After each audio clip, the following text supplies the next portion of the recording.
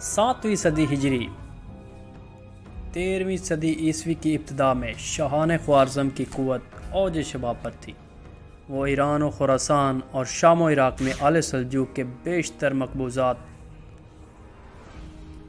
पर काबिज़ हो चुके थे और एशिया की तमाम इस्लामी सल्तनत को फ़तह कर लेना चाहते थे।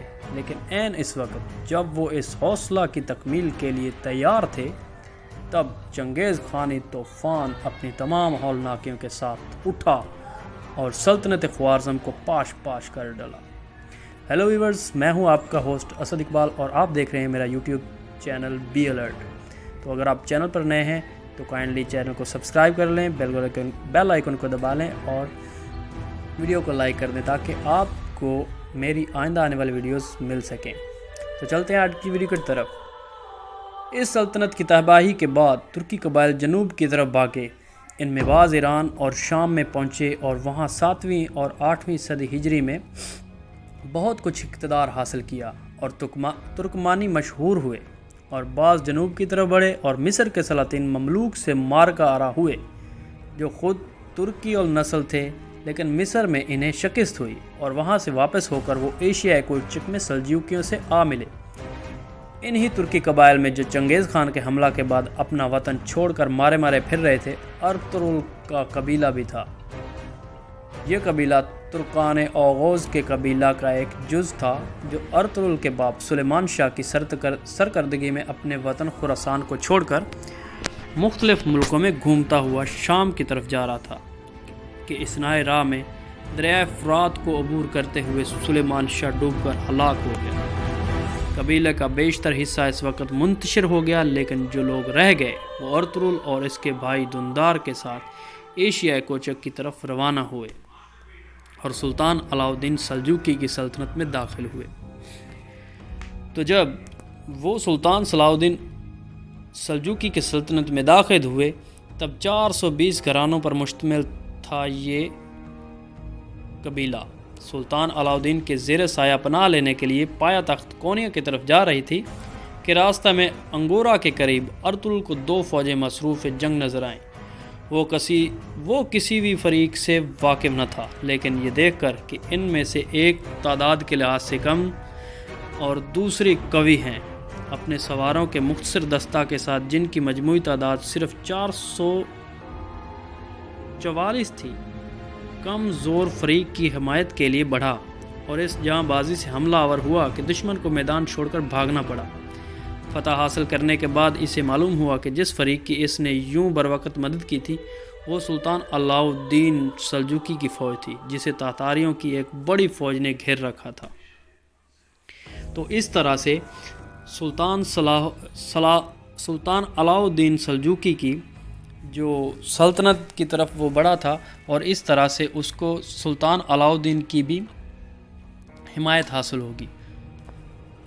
अर्तुरुल के इस कारनामे की सिला में सुल्तान अलाउद्दीन ने इसे सऊद का ज़रखेज़ इलाका जो दरिया सकारिया के बाएं जानब बाज़नतीनी सरहद के करीब वाक़ था, जागीर में अता किया और सऊद का शहर भी इसे दिया।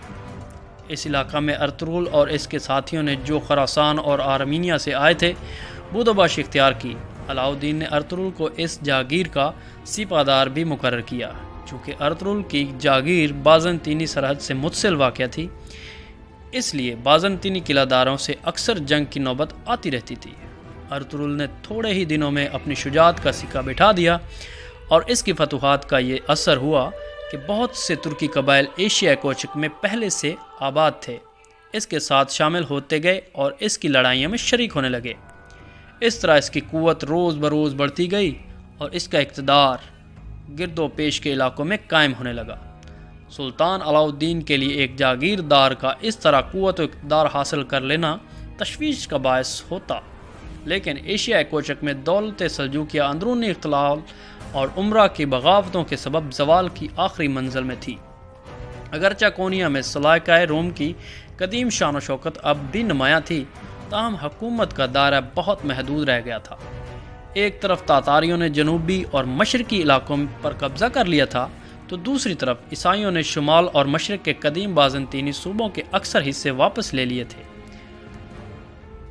وسطی اور جنوبی حصہ میں متعدد سلجوقی سرداروں نے خود مختار حکومتیں قائم کر لی تھیں۔ سرحدی علاقوں میں جب جنگ کا سلسلہ عموماً جاری رہتا تھا اور تاتاری حملوں کا خطرہ کبھی دور نہیں ہوتا تھا، ایسی حالت میں ارطغرل جیسے دلیر سردار اور نائب کی فتوحات سے علاؤ الدین کو بجائے تشویش کے ایک گونا اطمینان نصیب ہوا اور اس نے ارطغرل کو مزید انعامات عطا کیے۔ چنانچہ جب ینی شہر اور برسا کے درمیان ایک جنگ میں ارطغرل نے علاؤ الدین کے نائب کی حیثیت سے تاتاریوں اور بازنطینیوں کی ایک متحدہ فوج کو شکست دی تو سلطان نے اس کے صلح میں اس کے شہر کو بھی اس کی جاگیر میں دے دیا اور پوری جاگیر کا نام صدر سلطانی رکھا۔ نیز ارطغرل کو اپنے مقدمہ جیش کا سپہ سالار مقرر کیا۔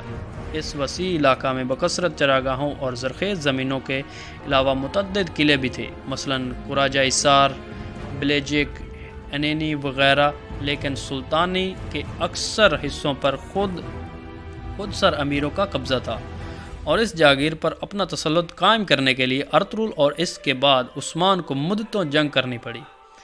ہلال سلطان علاؤ الدین کے علم کا نشان تھا۔ ارطغرل نے بھی اس کے نائب کی حیثیت سے اسی نشان کو اختیار کیا جو آج تک ترکوں کی عظمت کا نشان ہے۔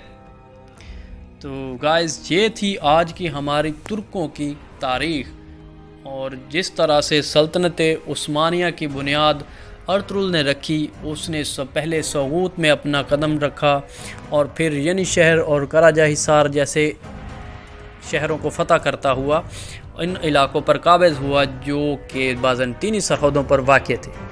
تو اس طرح سے ارطغرل نے اپنا پاؤں وہاں پر جمایا اور اس کے بعد ارطغرل کے بعد اس کے بیٹے عثمان نے اپنی اس سلطنت کی باغ ڈور سنبھالی، جو کہ ابھی سلطنت کی حیثیت سے تو نہیں تھی لیکن ایک ایسا علاقہ تھا جو ان کے دائرۂ اقتدار میں آتا تھا۔ تو ہم آگے ہماری آنے والی ویڈیوز میں سلطان عثمان خان اول کی زندگی کے بارے میں تفصیلاً بیان کریں گے اور آپ کو بتائیں گے کہ کس طرح سے عثمان غازی نے اپنی سلطنت کی بنیاد ڈالی۔ تو یہ تھی ہماری آج کی ویڈیو، ملتے ہیں اگلی ویڈیو میں۔ اللہ حافظ۔